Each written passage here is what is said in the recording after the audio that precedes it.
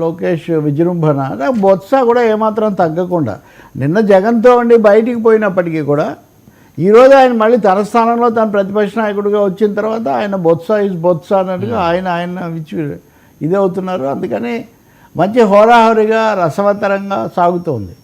అయితే కౌన్సిల్లో చర్చకు వచ్చిన అంశాలు తీసుకుంటే బరుదు కళ్యాణి కదా ఆమె మాట్లాడుతూ 4 లక్షల ఉద్యోగాలు కల్పించినట్టుగా చెప్పారు. 4 లక్షల ఉద్యోగాలు అప్పుడే ఎక్కడొచ్చాయి, ప్రయత్నం చేస్తున్నామని చెప్పడం వేరు అని ఆమె ఆక్షేపించారు.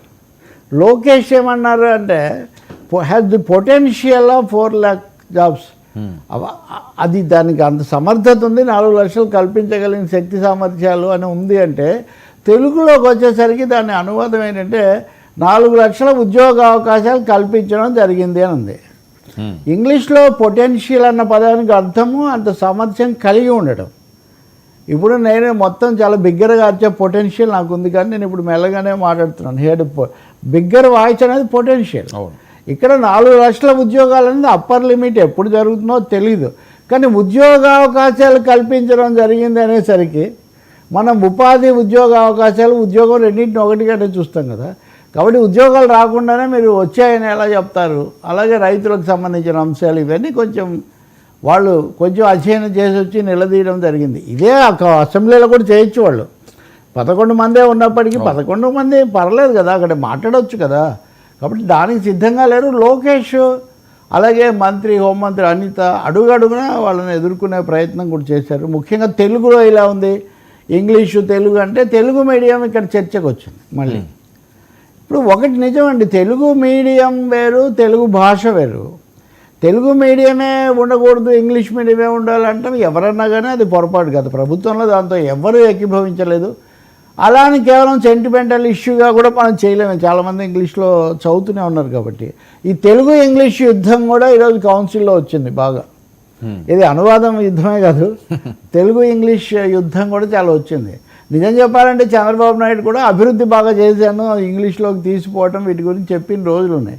కానీ జగన్ దాన్ని మరీ ఒక విధంగా ఒక పోరాటంలాగా మార్చడంతో మీరు తెలుగుకు ద్రోహం చేస్తున్నారు, తెలుగు వాళ్ళు ఏంటి తెలుగు ఇలా మాట్లాడతారని వైసీపీ వాళ్ళు తెలుగు ద్రోహులు అన్న స్థాయిలో అనిత కానీ ఇంకొకరు కానీ ఆ పద్ధతిలో మాట్లాడటం, వాళ్ళేమో తెలుగు సబ్జెక్టుగా ఉండాలి కానీ మీడియంగా కాదని మా ఉద్దేశం అని చెప్పటం. అదైనా కానీ కింది క్లాసుల్లో తెలుగు మీడియం ఉండకూడదు అనేది అభిప్రాయం.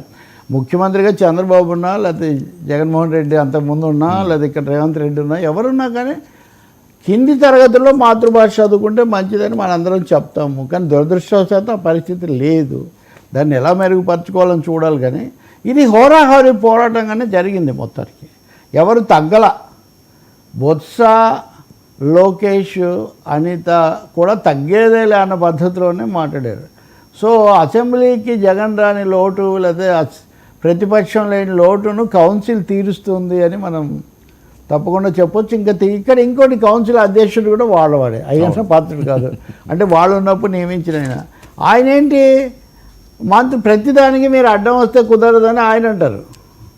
అధ్యక్షుడు అక్కడ ప్రతిపక్ష నాయకుడు మాట్లాడుతుంటే ఇక్కడ వీళ్ళు లేదు సమాధానం చెప్తారు. లోకేష్ స్పష్టంగా చెప్పాడు, నేనేదో క్లారిఫై చేయడానికి ప్రయత్నిస్తున్నాను కానీ ఏమీ అడ్డం వచ్చే అంశం అవసరం నాకేం లేదన్నట్టుగా ఆయన చెప్పారు. కానీ మొత్తం మీద ప్రభుత్వం తరఫున ఎన్డీఏ తరఫున గట్టిగా వకాలు తప్పించుకొని నిలబడింది మటుకు, ఆ యుద్ధానికి ముందుంది మటుకు లోకేష్ అని మనం ఈరోజు చెప్పొచ్చు.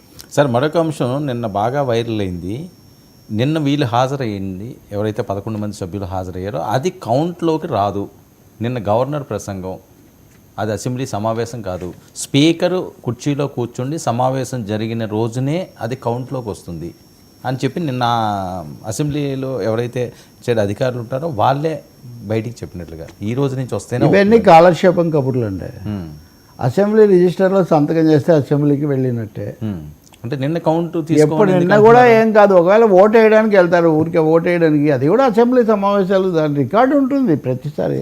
సభ్యులుగా వచ్చారు, నిన్న వచ్చింది కౌంట్ కాదు, వాకౌట్ చేస్తే కౌంట్ కాదు అన్నీ విని అది ఇవన్నీ కల్పించుకునేవి తప్ప ఇంకోటి కాదు. ఇంకోటేమో ఇప్పుడు వైసీపీకి టీడీపీకి ఎంత వ్యతిరేకత అయినా ఉండొచ్చు, కానీ దాని ఆధారంగా